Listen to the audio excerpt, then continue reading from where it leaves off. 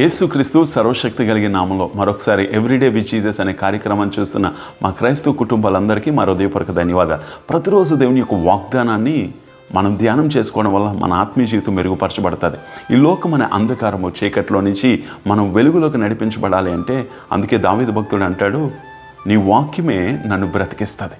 ఈ లోకంలో ఉండాలి, అందుకే నీ వాక్యము నా పాదములకు దీపము, నా త్రోవకు వెలుగై ఉంటుంది. ఈరోజు మన యొక్క జీవితాన్ని మెరుగుపరచడానికి, మన ఆత్మీయ జీవితాన్ని కట్టుకోవడానికి వాక్యం తప్ప మరి ఏది కూడా ఉపయోగపడదు ప్రియులారా.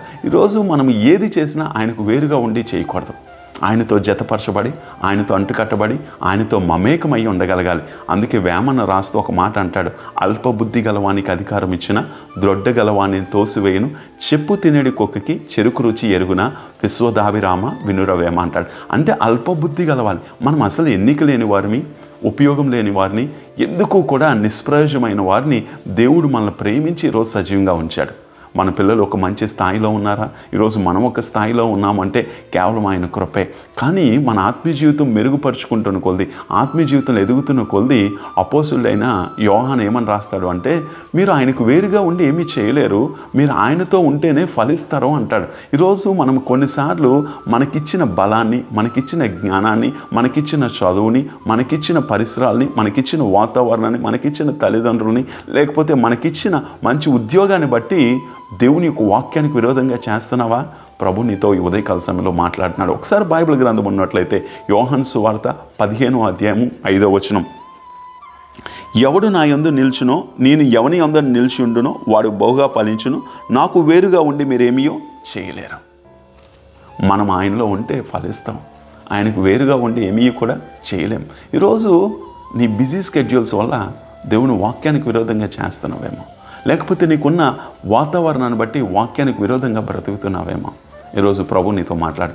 ఆయనకు వేరుగా ఉండి నువ్వు ఏది చేసినా, అది ఉద్యోగమైనా, నీ గృహ నిర్మాణమైనా, చాలామంది ఎగ్జామ్స్కి వెళ్తున్నారు కదా, పిల్లలందరికీ ఒక మాట చెప్తాను. ఈరోజు ఆయనకు వేరుగా ఉండడం అంటే ఎగ్జామ్స్ కష్టపడి రాసి ప్రభు మీద ఆధారపడడం వేరో, ఎవడో ఒకరి దగ్గర చూడకంట చిట్టీలు పెట్టి కదా చూసి రాసి కాపీ చేసి పాస్ అవ్వాలనుకోవడము ఆయన వాక్యానికి విరోధం. అది ఏమాత్రం కూడా మంచి ఫలితాన్ని నీకు తీసుకురాదు. ఈరోజు ఎవరైనప్పటికీ కూడా చీటీలు పెట్టకు, స్లిప్పులు పెట్టకు, లేకపోతే కాపీ చేయకు, ప్రభువుని అడుగు, దేవుడు ఆయన జ్ఞానాన్ని ఇస్తాడు. ఈరోజు మన జీవితాల్లో ఆయన సహాయం చేసే దేవుడు. ఆయనకు వేరుగా ఉండి మనం ఏమీ కూడా చేయలేం. చేస్తున్నాము అని అనుకుంటాం కానీ అది నిష్ప్రయోజనమే. చేస్తాము అనుకుంటాం కానీ అది మన బలాన్ని క్షీణింపజేస్తుంది తప్ప దానివల్ల మంచి ఫలితాన్ని పొందలేం. ఈరోజు దేవుడు ఇస్తున్న వాగ్దానము, ఆయనలో నిలిచి ఉండు, బహుగా ఫలించు. ఆయనకు వేరుగా నువ్వు కానీ, నీ భర్త కానీ, నీ కుటుంబం కానీ, నీ పిల్లలు కానీ చేయకంటూ ఉండగలిగితే అది నీకు, నీ కుటుంబానికి క్షేమకరమై ఉంటుంది ప్రియులారా. కళ్ళు మూసుకుందాం, ప్రార్థన చేద్దాం. ఈ ఉదయకాల సమయంలో మా తండ్రి, మా ప్రభువా, నీతో అంటు కట్టబడి, నీతో జతపరచబడి, నీ వాక్యానుసారంగా బ్రతకగలిగే కృపను మా అందరికీ దయచేయి. ఈరోజు నీ వాగ్దానము నీతో అంటు కట్టబడితే, నీతో జతపరచబడితే మేము ఫలిస్తామన్నాం. మేము ఫలించేవారిగా, ఆశీర్వదించబడే వ్యక్తులుగా, మేము బలపరచబడే వ్యక్తులుగా, అనేక మందికి దీవెనకరమైన కుటుంబాలుగా ఉండగలిగే కృపను మా అందరికీ దయచేయమన్నాడు.